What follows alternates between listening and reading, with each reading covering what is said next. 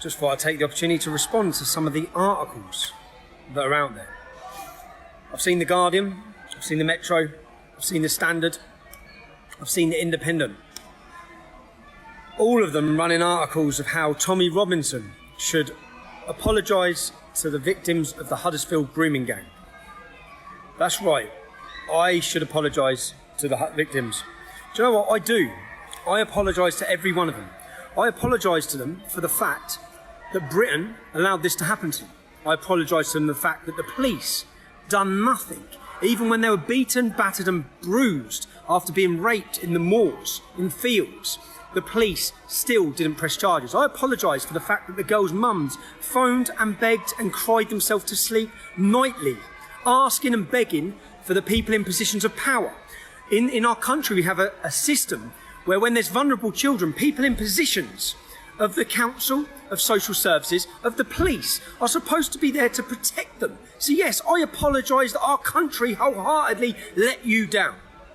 If you notice now, the point I was making with these trials, if there wasn't a reporting restriction for the last 12 months, bearing in mind they've lifted it, they weren't going to lift it. They weren't willingly lifting it. They lifted it after a challenge by the media. A challenge that the media decided not to do 12 months ago. Okay? They were quite happy not reporting on any of these crimes until the end. What you've seen now is when the verdicts have come out, when they're allowed to report it, 1 day's news. 1 day's news. Okay? And now all of them they've already had enough of reporting on what happened to these girls. Now it's bash Tommy Robinson with this story. They talk about me trying to politicise and use gain of these trials. Look at them. 1 day they've given, one evening of news, and then it's Tommy Robinson could have collapsed this trial. Now, just for all of those reporters, for Piers Morgan, for all of those alike who are messaging this, to say, look, he risked the trial.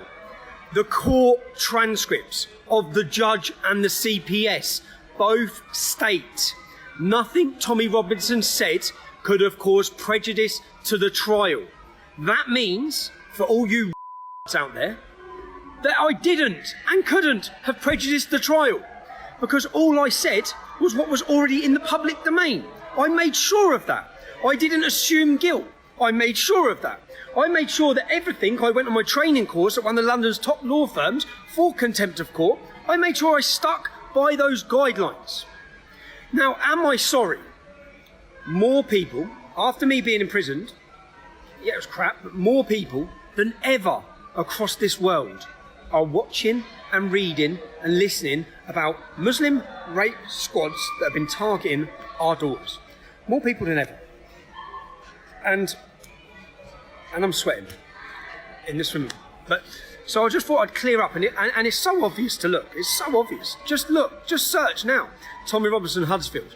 You'll find all the hit pieces, all of them coming out together, all the journalists, everyone with a blue tick, basically, coming out together saying, oh, look, he could have destroyed it. No. And all of these people, Lizzie Dearden, one of the people who runs a story, she runs a story about me, saying how I could have jeopardised this trial. In the court transcripts for my trial, which I've got, which I'll be producing as evidence on Tuesday, in the court transcripts, Lizzie Dearden, the same journalist writing the hit piece on me now, is named as breaching 2 reporting restrictions for the same case, the same weekend. The only difference is, Lizzie Dearden is very politically correct, won't mention at all the cause of this or the reasoning why these men have these misogynistic and sexist views. Nothing, of course, to do with their religious beliefs. Nothing at all. Lizzie Dearden won't mention any of this, so Lizzie Dearden gets away with it. She doesn't get hauled before the court or put in prison. Because I'll tell you why, because Lizzie Dearden, unfortunately for you, Lizzie, only a maximum of about 30,000 people read your news, The Independent. I think your maximum readership is 50,000. So, of course, the government don't give a shit about you when you report all of their little toxic thing. The difference is when I do a live stream, like this one, it will end up going to hundreds of thousands, if not eventually millions of people. Which is why they want to shut me down, not you. They're not bothered about you. You play the mainstream line. You play the line that, oh, this could be anyone and there's no problem here. It's got nothing to do with Islam. It's nothing to do with them. Whereas the reality is very different. The British public are waking up to that thanks to our own platforms. So how long we have these platforms for, I don't know. But I just thought I'd clear up all of these articles I'm reading. I'm seeing MPs now coming out. Check this. MPs are now coming out saying how I must apologise. In this Huddersfield grooming case, it turns out that one of the victims wrote to the Prime Minister, one of the victims' mums, begging for help. One of the other victims went to her MP. So her MP knew. Her MP knew about these rapes and gangs before any of them were prosecuted. What did he do? Do any of you lot remember seeing him screaming on TV? Do any of you lot remember seeing any of these people talk about it? Any of these people? Or were they all happy to let these young girls be sacrificed at the hand of multiculturalism and the altar of diversity in our country? Anyway, I'm going to get back in the swim pool.